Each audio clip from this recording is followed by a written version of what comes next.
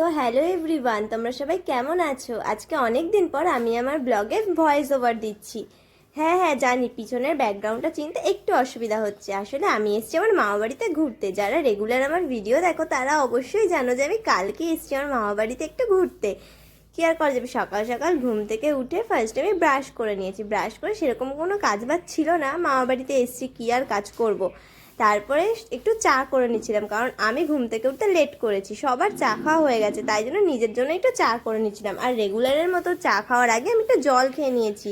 আর জানো তো আমার দিদা দাদুরা না ধান চাষ করে, তাই সেই ধানগুলোই আমার দাদু আজকে গিয়ে ভাঙিয়ে নিয়ে এসেছে, তাই জন্য সেগুলোকে আমার দিদা কিছুক্ষণ মেলে রেখেছিল বারান্দায়। তারপর আমি দাদু আর দিদা মিলে সেগুলোকেই তুলে দিচ্ছিলাম, আর দাদু নিয়ে গিয়ে ধানের গোলায় রেখে দিচ্ছিল। তারপর আমার দিদা এখানে বসে বসে কুলো ঝাড়ছিল, আর আমি বলছিলাম দাও আমি ঝাড়ছি, কিন্তু আমি তো পারিই না। দেখো আমার দিদা কত সুন্দর কুলো ঝাড়ছে, অনেক চেষ্টা করেছে কিন্তু আমি শিখতেই পারলাম না।